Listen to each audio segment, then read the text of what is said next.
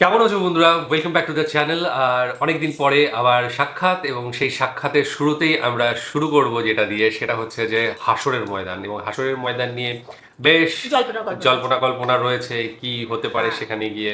এবং আমার থেকেও বেশি ওর ইন্টারেস্ট, কারণ ও আমি প্রথম জানবে। কারণ আমি শব্দটা অনেক কবার শুনেছি। হ্যাঁ, হ্যাঁ, হাসরের ময়দান, হাসরের ময়দান বিভিন্ন গানের মধ্যেও শুনেছি, বাংলাদেশি গানের। গানেও রয়েছে। হ্যাঁ, আমার গানের শোনা হাসরের নেই, জানা নেই।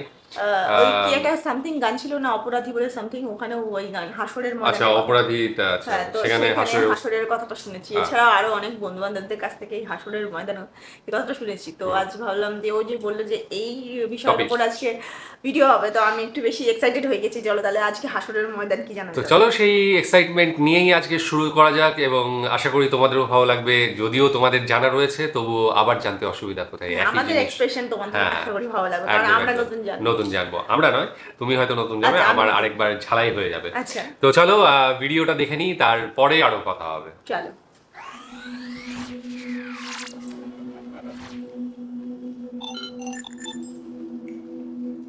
বিচার দিবস শুরু হয়ে গেছে। আপনি ছুটে যাচ্ছেন কোনো এক গন্তব্যে। আপনার চারিপাশে অগণিত মানুষ, জিন ও পশু পাখিরাও ছুটছে। উত্তপ্ত গরম, সূর্যটা যেন একেবারে কাছে চলে এসেছে। কত দূর দূরে চলেছেন আপনি জানেন না, কিন্তু অবশেষে সবাই থেমে যায়, সারিবদ্ধ হয়ে দাঁড়িয়ে যায়। এত বিশৃঙ্খলার মাঝেও চারিদিকে তাকিয়ে মনে হচ্ছিল মানুষ নির্দিষ্ট দলে দলেই একত্র হয়ে দাঁড়িয়েছে।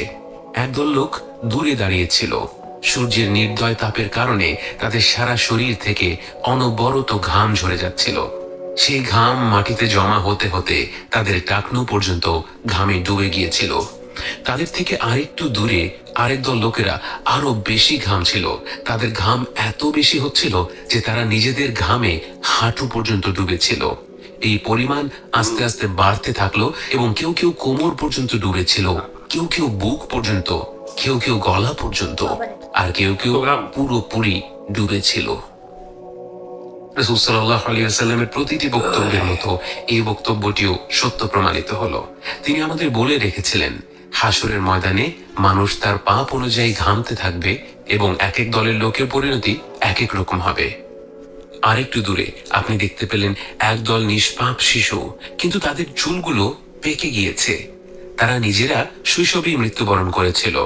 বিচার দিবসে বিচার দিবসে আসলে তাদের ভয় পাওয়ার কোনো কারণ নেই, কিন্তু সেই মুহূর্তে গোটা মানব জাতিকে এমন কঠিন পরিস্থিতির মধ্যে দিয়ে যেতে দেখে এই নিষ্পাপ শিশুরাও এতটা উদ্বিগ্ন হয়ে পড়েছিল যে তাদের চুল পেকে গিয়েছিল, ঠিক যেমনটা আল্লাহ পবিত্র কোরআনে বলেছেন।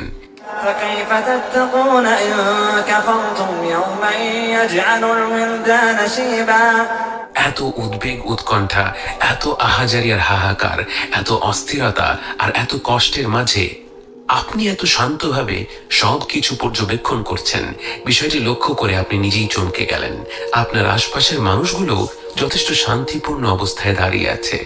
তখনই আপনি লক্ষ্য করলেন আপনারা যেই জায়গাটিতে দাঁড়িয়ে আছেন সেখান থেকে শুরু করে একটি বিশাল অংশ জুড়ে একটি নির্মল ছায়া বিরাজ করছিল। শুধু ছায়াই নয়, সেই ছায়ার সাথে সঙ্গী হয়ে এক অদ্ভুত প্রশান্তি খেলা করছিল সেখানে।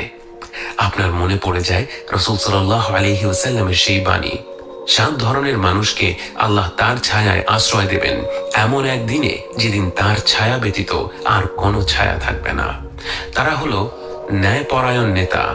যে যুবক বা যুবতী তরুণ বয়স থেকেই আল্লাহর ইবাদত করে বড় হয়েছে, যে ব্যক্তির হৃদয় মসজিদের সাথে সম্পৃক্ত, যে দুজন ব্যক্তি শুধুমাত্র আল্লাহর ওয়াস্তে একে অপরকে ভালোবাসে, দেখা করে এবং বিদায় নেয়, যে ব্যক্তিকে সমাজের একজন প্রতিষ্ঠিত নারী জিনার আমন্ত্রণ জানায় কিন্তু সে সেটা প্রত্যাখ্যান করে, যে ব্যক্তি দান করার সময় তা এমন ভাবে গোপন করে যে তার বাঁ হাত জানে না ডান হাত কি দান করেছে, এবং যে ব্যক্তি গোপনে আল্লাহর কথা স্মরণ করে এবং তার চোখ ভিজে যায়। এর বাইরেও আল্লাহ রাসূল সাল্লাল্লাহু আলাইহি ওয়াসাল্লাম বিভিন্ন মানুষের কথা বলেছিলেন যারা তাদের ভালো কাজগুলোর জন্য কিয়ামতের দিন আল্লাহর আরশের ছায়ায় জায়গা পাবে। যেমন ঋণগ্রস্ত ব্যক্তির ঋণ শোধ করার সময় বৃদ্ধি করে দেয়া, আল্লাহর রাস্তায় যুদ্ধ করা, এতিমদের দেখাশোনা করা, আল্লাহর রাস্তায় ব্যয় করা, সুন্দর আচরণ করা ইত্যাদি। আপনি জানেন না কোন ভালো কাজগুলোর জন্য আজকে আপনি আল্লাহর আরশের ছায়ায় স্থান পেয়েছেন, কিন্তু আপনি আশ্চর্য হয়ে দেখছেন কিভাবে একই হাসরের ময়দানে ভিন্ন ভিন্ন মানুষের কত ভিন্ন ভিন্ন অভিজ্ঞতা। কয়েক দল লোকের চেহারা দেখে মনে হচ্ছে তারা বছরের পর বছর ধরে এই হাসরের ময়দানে দাঁড়িয়ে আছে, শরীর থেকে ঘাম ঝরছে, তৃষ্ণার ছাপ চোখে মুখে ছেয়ে আছে। অন্যদিকে যারা আল্লাহর আরশের ছায়ায় দাঁড়িয়ে আছে তাদের দেখে মনে হচ্ছে তাদেরকে হয়তো কয়েক মুহূর্ত আগেই পুনরুজ্জীবিত করা হয়েছে। আপনার মনে পড়ে যায় আল্লাহ তাআলা বলেন, تعرج الملائكة والروح إليه في يوم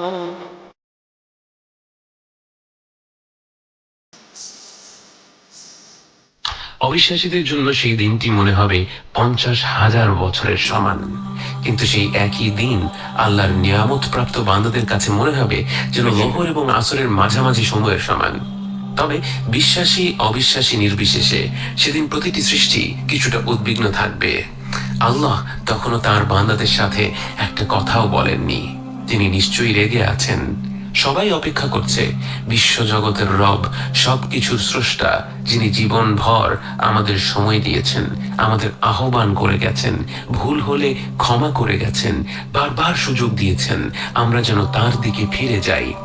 তার সেই আহ্বান অগ্রাহ্য করেছে তার কত কোটি কোটি বান্দা। আজ তিনি নিশ্চয়ই ক্ষুব্ধ। তার চূড়ান্ত বিচারের জন্য সবাই অপেক্ষা করছে, যারা নিজেদের কুকর্মের ঘামে ডুবে আছে আর যারা শান্তিময় ছায়ায় দাঁড়িয়ে আছে, সবাই অপেক্ষা করছে, কিন্তু আল্লাহ কোনো কথা বলছেন না। অপেক্ষা করতে করতে সবাই তৃষ্ণা অনুভব করতে শুরু করলো, কিন্তু পানি কোথায়? যতদূর চোখ যায় শুধু সমতল ভূমি। কিন্তু হঠাৎ, হয়তো মিনিট দুয়েক পর অথবা হাজার খানেক বছর পর, বলা মুশকিল, কারণ সময় এখন এক এক মানুষের জন্য এক এক গতিতে চলছে, হঠাৎ করে শোনা গেল একটি শব্দ, পানি, পানি উঠে এসেছে। নির্মম মরুভূমির ন্যায় এই জলশূন্য ময়দানের একটি বিরাট জায়গা জুড়ে পানি উঠে এলো, তৈরি হলো এক বিরাট পুকুর, কিন্তু এমন এক পুকুর যা কল্পনাকেও হার মানায়। এত বিশাল এক পুকুর, চারপাশে কোটি কোটি তৃষ্ণার্ত মানুষ। মানুষের তো সেখানে হুমড়ি খেয়ে ঝাঁপিয়ে পড়ার কথা, কিন্তু না, কেউ নড়তে পারছে না, অনুমতি নেই। এই পানি শুধুমাত্র বিশ্বাসীদের জন্য। প্রতিটি মুমিন ব্যক্তি তার জায়গা থেকে সেই পুকুরের দিকে এগিয়ে যেতে থাকে। আপনি হেঁটে যাচ্ছেন, বাকি মুমিনদের মতো আপনার মুখ, আপনার হাত, আপনার পা, অজু করার সময় যে অঙ্গগুলো জীবন ভর ধুয়ে এসেছেন, প্রতিটি অঙ্গ থেকে এক অলৌকিক নূর বের হচ্ছে। গোটা মানব জাতি সেদিন আফসোস করবে, কেন আজ তারা এই দলের অংশ হতে পারল না। এই দলে রয়েছে সেই নিষ্পাপ পরিবার যাদের ঘর বাড়ি গুঁড়ো করে দিয়েছিল জালেম নেতারা। সেই জালেম নেতা তখন দাঁড়িয়ে দেখছে উজ্জ্বল সেই মুখগুলো হাস্যোজ্জ্বল ভঙ্গিতে এগিয়ে যাচ্ছে পুকুর পানে। এই দলে রয়েছে আল্লাহর সেই বান্দা যে তরুণ বয়সে আল্লাহর বিধান মোতাবেক কাপড় পরিধান করায় তার বন্ধু বান্ধব থেকে শুরু করে আত্মীয় স্বজন প্রতিনিয়ত খোঁটা মেরে মন্তব্য করত, বলতো সে কেমন যেন অন্যরকম হয়ে গেছে। আজ সে আসলেই অন্যরকম। আজ সে হেঁটে চলছে সেই পুকুর পানে, আর বাকিরা অসহায়ভাবে তাকিয়ে দেখছে। অনেকটা পথ হেঁটে পুকুরটির দেখা মিলল। যেদিন প্রথম সমুদ্র দেখেছিলেন, মুগ্ধ হয়ে তাকিয়েছিলেন কয়েক মিনিট। যেদিন প্রথম নিস্তব্ধ পূর্ণিমার রাতে সাগর দেখেছিলেন, মুগ্ধ হয়ে তাকিয়েছিলেন ঘন্টা খানেক। আজ মনে হয় 50,000 বছর মুগ্ধ হয়ে কাটিয়ে দিতে পারবেন। পুকুরটিকে দেখেই যেন আপনার সব তৃষ্ণা মিটে গেল। হয়তো আপনি সেভাবেই দাঁড়িয়ে থাকতেন, হয়তো আর কোথাও যেতে চাইতেন না, কিন্তু এরপর আপনার চোখ চলে যায় পুকুর পাড়ে দাঁড়িয়ে থাকা ব্যক্তিটির দিকে। তার থেকে এত উজ্জ্বল নূর ছড়িয়ে পড়ছিল যে তাকে দেখাই কঠিন হয়ে যাচ্ছিল, কিন্তু আস্তে আস্তে আপনি তাকে দেখতে পেলেন। কাঁধ সমান ঢেউ খেলানো চুল, ঘন কালো দাড়ি, মুখে পৃথিবীর সবচেয়ে মনোমুগ্ধকর হাসি, সামনের দাঁত দুটোর মাঝে একটি ছোট্ট ফাঁক। আপনি তার দিকে তাকিয়ে আছেন এবং একটু পর বুঝতে পারলেন তিনিও আপনারই দিকে তাকিয়ে আছেন, আপনাকে ডাকছেন। পরম আনন্দের এই মুহূর্তগুলো আপনি কাটাতে লাগলেন একটি ঘোরের মধ্যে। তিনি আপনাকে নিজ হাতে সেই পুকুর থেকে পানি তুলে দিলেন, আপনি সেই পানি পান করলেন সেই পানি পান করা মাত্রই আপনি বুঝে গেলেন আপনি আর কখনো তৃষ্ণা অনুভব করবেন না, কারণ সৃষ্টির শ্রেষ্ঠ মানুষ, আল্লাহর সবচেয়ে প্রিয় বান্দা রাসূল সাল্লাল্লাহু আলাইহি ওয়াসাল্লাম আপনাকে নিজ হাতে মহিমান্বিত হাউদে কাউসার থেকে পানি পান করিয়ে দিয়েছেন। আপনি আর কখনোই তৃষ্ণার্ত হবেন না।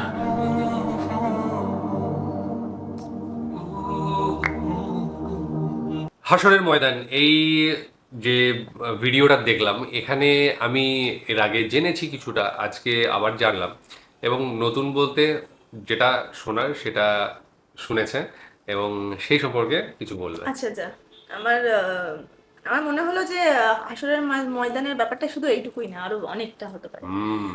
কারণ শুধু এখানে একটা- আল্লাহ আসবেন হ্যাঁ, এবং মানে সেখানে বিচার বিচার হবে। হবে এরকম কোনো ব্যাপার একটা আছে, তো সেরকম বিষয় অব্দি এখনো পৌঁছয়নি। মানে অ্যাকচুয়ালি আমরা যে ভিডিওটা হচ্ছে ধারাবাহিকভাবে করছি, সেই ভিডিওটি হয়তো এটা তৃতীয় পার্ট হবে মেবি। অ্যাকচুয়ালি এটা হাসরের ময়দানের বর্ণনা দেওয়া হলো, কিরকম জায়গাটা হবে এবং হ্যাঁ, কিভাবে মানুষ সেখানে থাকবে। ওই যে যারা বেশি পাপ করেছে তারা তত বেশি ঘামে ডুবে থাকবে নিজেদের, হ্যাঁ, এবং কিন্তু হঠাৎ করে কিভাবে পুকুর আসবে, পুকুর আসবে হ্যাঁ, বা- সেখানে জল খেতে পাবে না যারা আছে, মানে যারা পাপী তারা খেতে পাবে না। এইরকম ঘটনার বর্ণনা দেওয়া হলো যে হাসরের ময়দানটা এইরকম হবে এবং সেখানে এইগুলো হবে, কিন্তু ওখানে তো মেন বিষয়টা হচ্ছে বিচারের বিষয়। বিচারের বিষয়। সেই তো বিষয়টা সেটার কিন্তু এখানে নেই। এখনো উল্লেখ না। হয়নি, তো আমার মনে হয় আরো বিষয় রয়েছে আসলের ময়দান সম্পর্কে। তবে যেটুকু শুনলাম ভীষণ মানে কানকে মানে ভীষণ রকম বেশ স্নিগ্ধতায় ভাসিয়ে দিল, খুবই ভালো লাগলো। মানে সত্যি এরকম একটা বিষয় যদি হয়ে থাকে তাহলে সেটা কতটা আরামদায়ক আর কতটা মনের মধ্যে শান্তি এনে দেয়, তাই না? হ্যাঁ, মানে সময় একটাই, মানে দুজনের জন্য দুরকম হয়ে যাচ্ছে, হ্যাঁ। ঠিক আছে? কারোর জন্য 1000 বছরের অপেক্ষা হচ্ছে, কারোর জন্য খুব কম সময়ের একটা অপেক্ষা হচ্ছে। হ্যাঁ, কেউ ইচ্ছা করলেও ওই পুকুরের পাড়ে যেতে পারবে না। তার মানে সে যদি মুমিন হয়, সে যদি সাচ্চা বান্দা হয়, তবেই সে যেতে পারবে। একমাত্র ঈশ্বরের রাস্তায় মানে আল্লাহর রাস্তায় যারা যারা হ্যাঁ। হাঁটবে একমাত্র তারাই সেই এবং পুকুরে সেই চলে। পুকুরের জল নবীজি স্বয়ং এসে পান হ্যাঁ, এটা করিয়ে খুব দেবেন। সুন্দর লাগলো বিষয়টা। এটা বিরাট বাবা, ব্যাপার। এটা তো খুব ভাগ্যের বিষয় হ্যাঁ, যে তার হাতে তার জল পান হাতে করা। জল পান করা, সেই ব্যাপারটা কিন্তু অনেকটাই মানে বেশ চমৎকৃত ঘটনা, হ্যাঁ, এবং হ্যাঁ। এটাই সবাই চায়, মানে বিশেষ করে আর সত্যি কথা বলতে সেই বান্দা কত নেক বান্দা যে এইরকম একজনের হাত থেকে জল পান করছে, তার তো জীবন সেখানেই সার্থক, একদম। আর কিছু লাগে না। তো মুসলিম মাত্রই যারা রয়েছে তারা সবাই চাইবে যে তার হাতে জল জল পান খেতে, করার হ্যাঁ। একটা সুযোগ অবশ্যই পাওয়া উচিত, এবং তার জন্য কিন্তু এই যে নেক পথ সেটা ধরতে হবে এবং আল্লাহকে মানতে হবে, হ্যাঁ। তবেই কিন্তু সেই মানে সেই যে পুরস্কারটা সেটা তারা পাওয়া সম্ভব। পাবে, হ্যাঁ, হাসরের ময়দানে। তো পরবর্তী এপিসোডে আমরা হয়তো আশা করি হাসরের আরো বেশি কিছু জানতে পারবো। একদম মানে বিচারের সেখানে যে বিচার বিষয়টা, ব্যবস্থাটার হ্যাঁ। ব্যাপারটা জানতে পারবো, এবং সেখানে আরো কারণ আমরা বিশেষ, কমেন্ট সেকশনে দেখেছি যে অনেকে বলেছে আল্লাহকে নাকি দেখা যাবে। হ্যাঁ হ্যাঁ হ্যাঁ, তো এবার সেই বিষয়টা আসছে কিনা এখন, বা ঠিক কোন সময় আল্লাহকে দেখা যাবে, একদম। তো সেক্ষেত্রে সেটা আস্তে আস্তে হয়তো ক্রমশ হ্যাঁ প্রকাশ্য। হ্যাঁ, হ্যাঁ। তো এটা নিয়ে পরবর্তী ভিডিও নিয়ে আসছি, তোমরা যদি সে ধরনের ভিডিও কিছু থেকে থাকে তাহলে আমাদের অবশ্যই সাজেস্ট করো। আর সূরা নিয়ে অনেকের বক্তব্য রয়েছে, সূরাগুলো হচ্ছে কি ভীষণ বড় বড় সূরা রয়েছে, এই জন্য টাইমের একটু প্রবলেম হয়ে যায়, 40 মিনিট 45 মিনিটের সূরা। হ্যাঁ, এটা যদি কোনো ছোট থেকে থাকে তাহলে তোমরা সাজেস্ট করতে পারো, সেগুলো নিয়ে আমরা অবশ্যই আসবো। তো আজকের মতো এখানেই শেষ করছি, আগামী দিন আবার আসছি অন্য কিছু নিয়ে, ততক্ষণের জন্য স্টে টিউনড।